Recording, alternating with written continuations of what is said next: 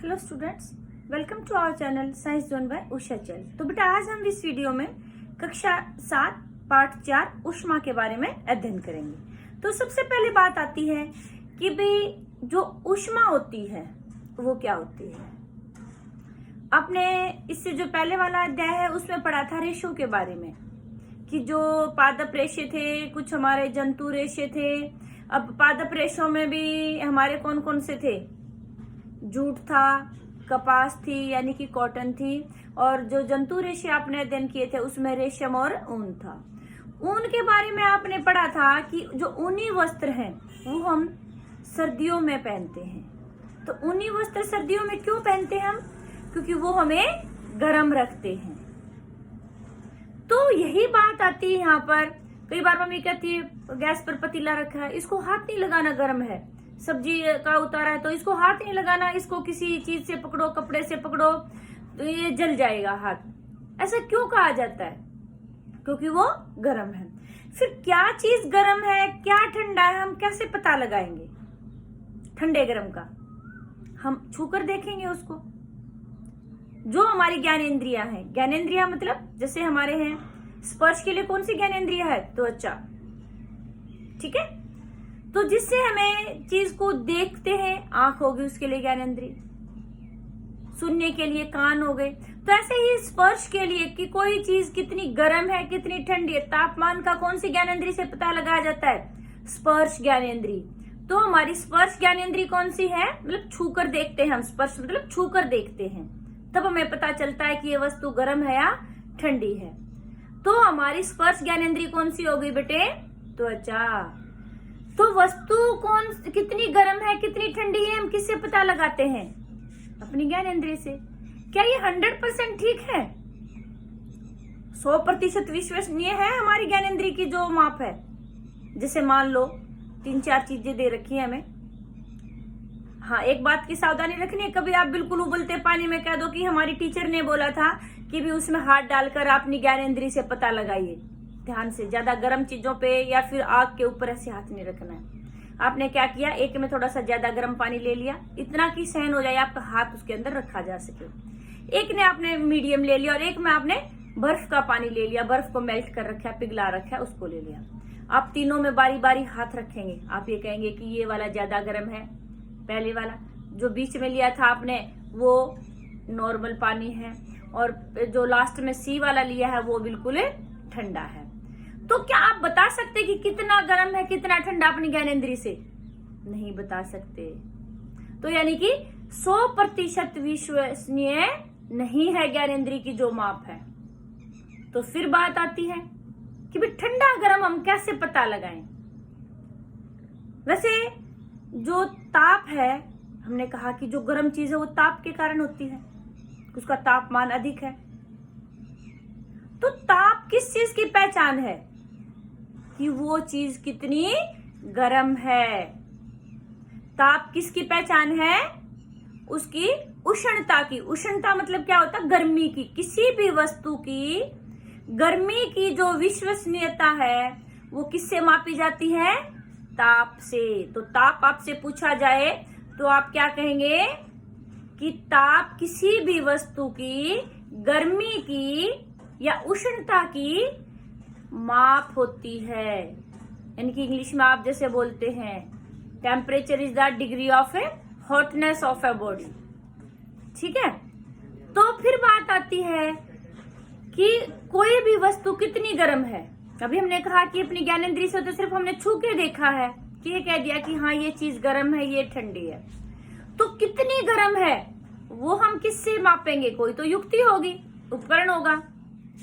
तो किसी भी वस्तु की गर्मी की जो माप है यानी कि जो ताप है उसको हम किससे नापते हैं? थर्मामीटर से। थर्मामीटर का दूसरा नाम क्या होता है? तापमापी। ताप मतलब ताप को मापने के लिए। समझ में आई बात कि तापमापी क्या होता है? वह युक्ति जिसके द्वारा किसी वस्तु की गर्मी की विश्वसनीय माप उसके ताप से की जाती है, उस युक्ति को हम क्या कहते हैं? तापमापी या थर्मामीटर। ठीक है। अब जो तापमापी है बेटे, उसमें जो हम ताप मापते हैं, तो हम जो आपने देखा है कभी तापमापी, अब डॉक्टर के गए होंगे आप, या फिर आपके कोई मम्मी पापा या भाई बहन कभी डॉक्टर के पास गए हैं, तो डॉक्टर क्या करता है, आपको बुखार है तो एक शीशे का ऐसे पतली सी डंडी देते हैं, उसको कहते हैं मुंह के अंदर डालिए, और फिर उसको ऐसे ध्यान से पढ़ते हैं, वही तापमापी है। ठीक है। आपने ये भी देखा होगा कि जो तापमापी है बेटे, उसको डॉक्टर एक शीशी जो होती है उसके अंदर कुछ घोल होता है, उसके अंदर डाले रखता है, और पहले ऐसे झटका मारता है और फिर मुंह में डालने के लिए देता है। ऐसा सोचा आपने कि उस शीशी के अंदर क्यों रखता है?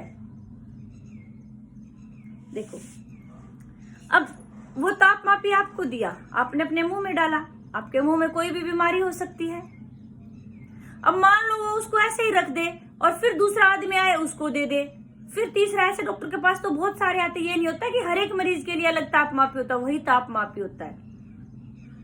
यानी कि रोगाणुनाशी पदार्थ होता है, वो उसके अंदर डाला जाता है। किसी के मुंह में कोई ऐसे रोगाणु हो तो उसके अंदर डाल देते हैं डॉक्टर, और वो फिर रोगाणु नष्ट हो जाते हैं, वो बिल्कुल साफ हो जाता है, फिर दूसरा व्यक्ति उसको मुंह में प्रयोग कर सकता है। तो ये तो बात थी कि भी उसको किसी द्रव के अंदर क्यों रखा जाता है।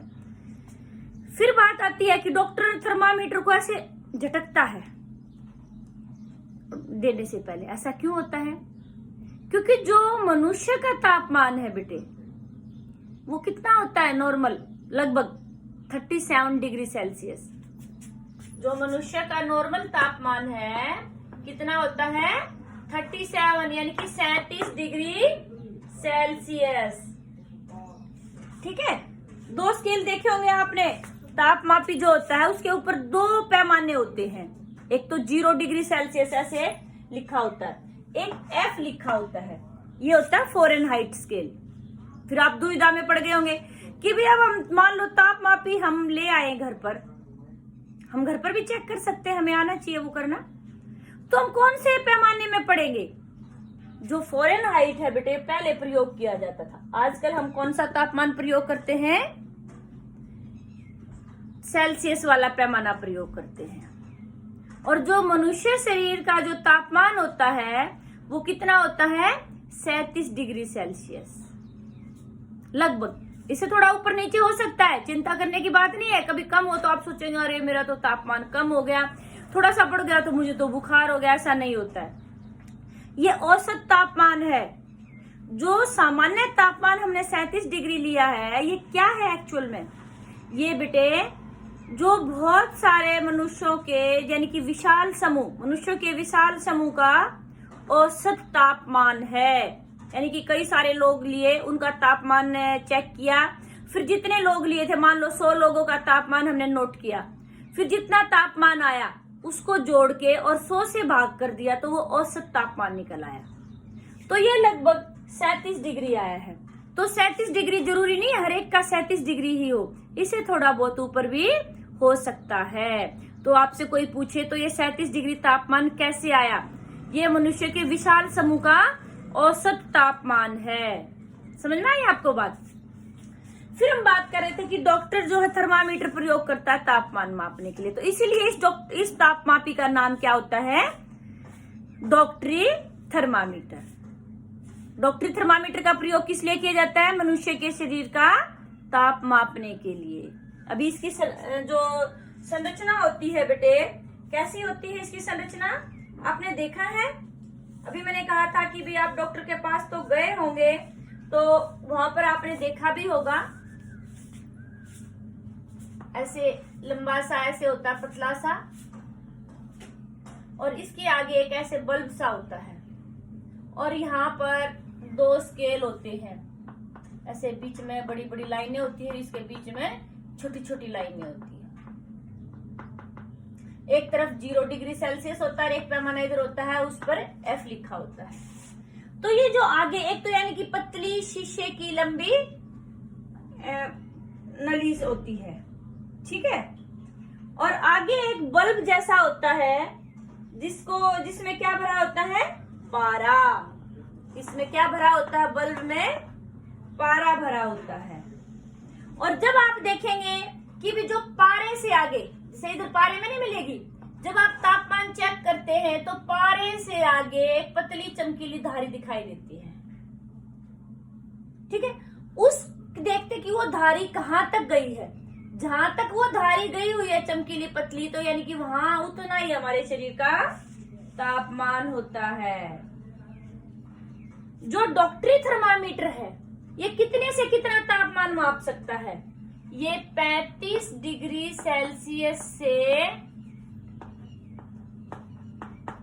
42 डिग्री सेल्सियस तक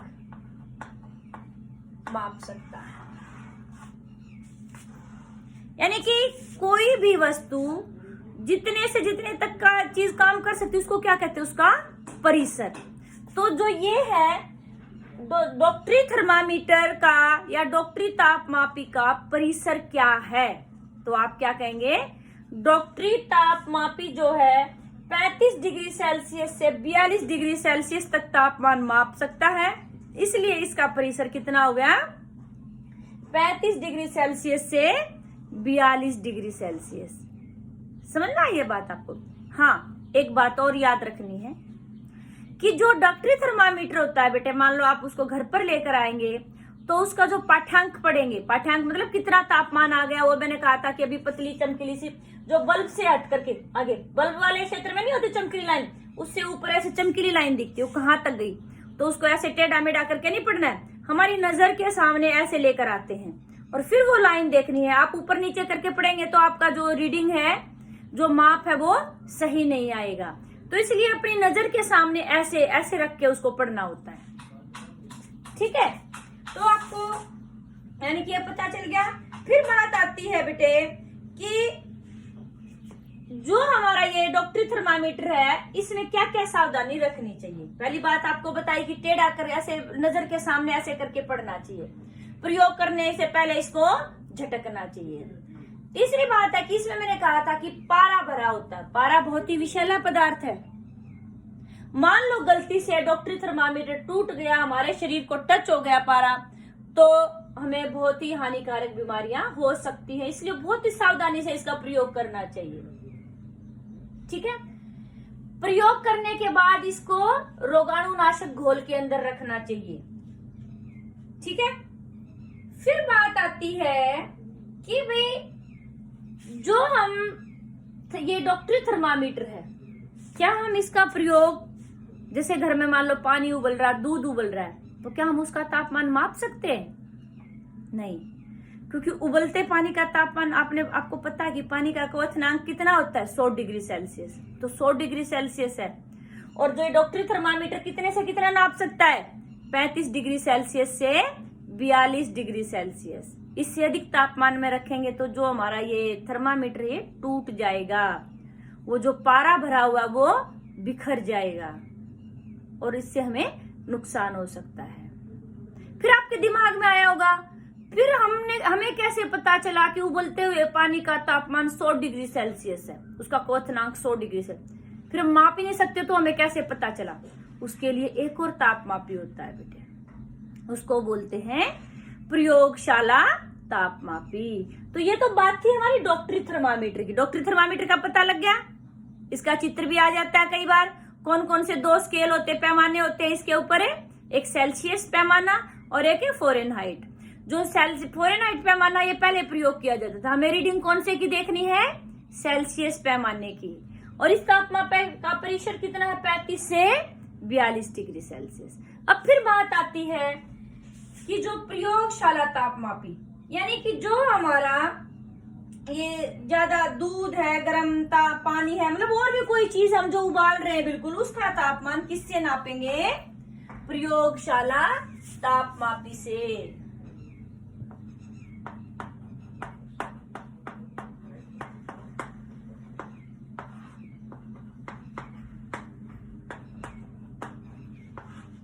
अच्छा, इससे पहले एक बात और है, आपने आजकल एक चीज और देखी होगी तापमापी।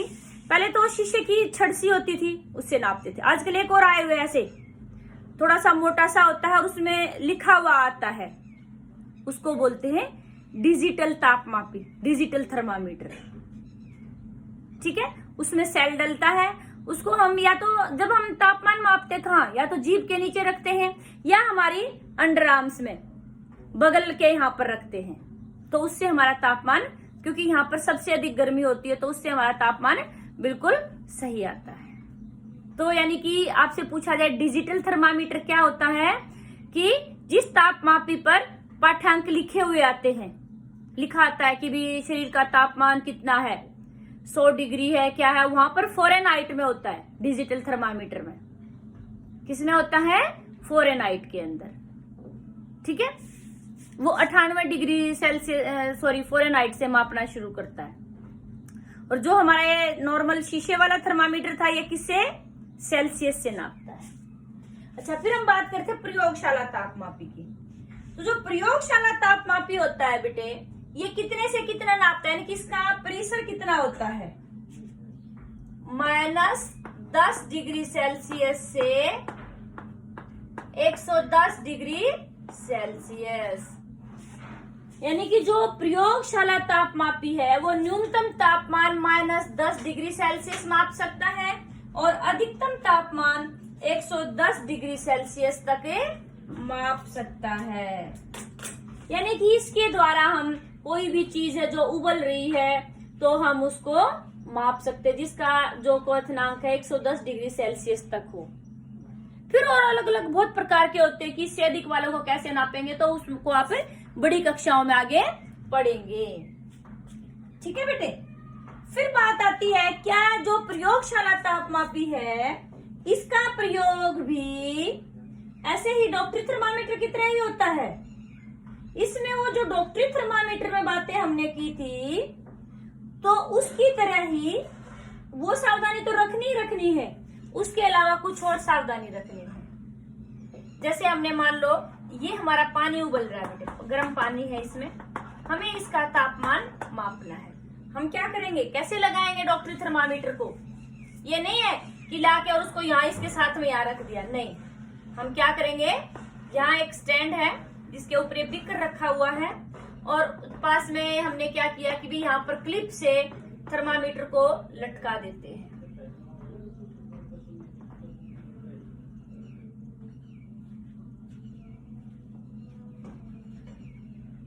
ठीक है बेटे, यहाँ थर्मामीटर लटका दे, यानी कि यहाँ पर थर्मामीटर को टेढ़ा नहीं करते हैं, थर्मामीटर को ऐसे सीधा खड़ा रखते हैं।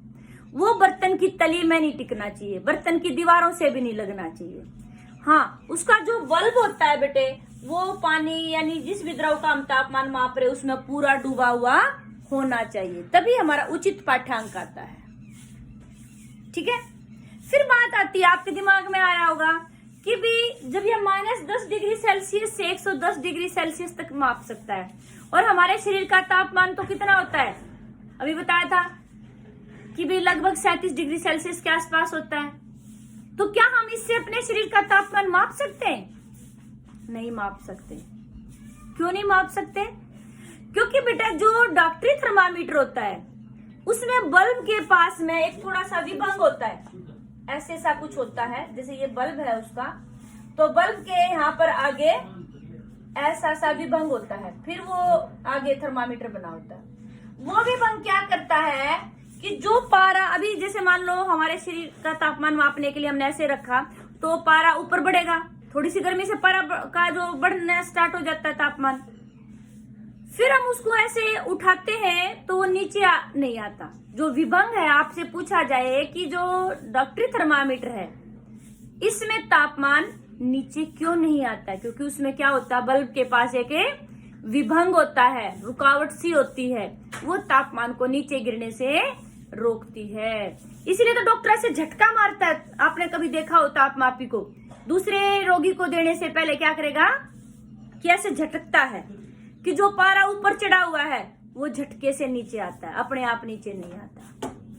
समझना ही बात। लेकिन जो प्रयोगशाला तापमापी है बेटे, इसमें विभंग नहीं होता है। मान लो जो पारा चढ़ गया है ऊपर, तो उसको जब हम नीचे ऐसे निकाल करके रीडिंग के लिए ऐसे लेकर आएंगे तो क्या हो जाएगा, वो पारा अपने आप नीचे आ जाएगा, फिर हमारे शरीर का तापमान हमें पता ही नहीं लगेगा। अच्छा, फिर बात आती है, यानी कि इसीलिए जो डॉक्टरी थर्मामीटर के से ही हम अपने शरीर का तापमान मापेंगे, प्रयोगशाला तापमापी का प्रयोग नहीं करेंगे। फिर कई बार बेटे पेपर में जो आता है आपका अंतर पूछ लिया जाता है, ये कॉम्पिटिटिव एग्जाम्स में पूछते हैं कई बार कि प्रयोगशाला तापमापी का परिसर कितना होता है, -10 से 110 डिग्री सेल्सियस, और जो डॉक्टरी थर्मामीटर है उसका तापमान कितना होता है, तापमापी परिसर 35 डिग्री सेल्सियस से 42 डिग्री सेल्सियस तक। आपसे इसमें अंतर पूछ लिया जाए कि भी आपके एनसीईआरटी में भी है, तापमापी डॉक्टरी थर्मामीटर और प्रयोगशाला थर्मामीटर में अंतर बताइए। तो पहले तो वो मनुष्य के शरीर का तापमान ज्ञात करने के लिए डॉक्टरी थर्मामीटर का प्रयोग किया जाता है। ये जो लैब में, यानी कि जो हम जल है, दूध है, इन चीजों का तापमान मापने के लिए, दूसरे जो द्रव पदार्थ है उनका तापमान मापने के लिए प्रयोगशाला तापमापी का प्रयोग करते हैं। इसके जो पाठ्यांक लेने के लिए हम क्या करेंगे, डॉक्टरी थर्मामीटर को ऐसे नजर के सामने टेढ़ा रखते हैं, और जो हमारा ये होता है लैब जो प्रयोगशाला तापमापी, तो उसको हम ऐसे सीधा ही रखते हैं। जो डॉक्टरी थर्मामीटर होता है बेटे, उसमें क्या होता है, विभंग लगा होता है जिससे कि वो पारे को नीचे नहीं गिरना देता, और जो ये प्रयोगशाला तापमापी होता है इसमें विभंग नहीं होता है। डॉक्टरी थर्मामीटर का जो ताप परिसर है वो कितना होता है, 35 डिग्री सेल्सियस से 42 डिग्री सेल्सियस, और जो डॉक्टरी थर्मामीटर है प्रयोगशाला थर्मामीटर है उसका ताप परिसर कितना होता है, -10 डिग्री सेल्सियस से 110 डिग्री सेल्सियस। ठीक है बेटे, तो इस तरह से आप अंतर बता सकते हैं इन दोनों में। समझ में आई आपको बात? और इनमें क्या क्या सावधानी रखनी चाहिए तो आप ये भी बता सकते हैं। और आपने देखा भी होगा कि भी जब कई बार समाचार पढ़ते हैं, मौसम की जानकारी देते हैं, वहां पर दी जाती है कि मौसम, आज के मौसम के अनुसार अधिकतम तापमान इतना रहेगा और न्यूनतम तापमान इतना रहेगा। तो वहां पर कौन सा तापमापी प्रयोग किया जाता है, अधिकतम न्यूनतम तापमापी। कौन सा है मौसम की जानकारी के लिए, अधिकतम न्यूनतम तापमापी। यानी कि बहुत प्रकार के तापमापी होते हैं, उनके बारे में आप आगे बड़ी कक्षाओं में पढ़ेंगे। आज के लिए इतना ही, फिर हम अगली वीडियो में करेंगे कि भी जो ताप है, यानी कि जो ऊष्मा है, गर्मी है, उसका वो एक पदार्थ से दूसरे पदार्थ में कैसे चलती है, इसको हम अगली वीडियो में पढ़ेंगे। तो अगला जो भाग देखने के लिए हमारे चैनल से बने रहिए। तो जिसने चैनल सब्सक्राइब नहीं किया वो सब्सक्राइब जरूर करें। थैंक यू बेटे।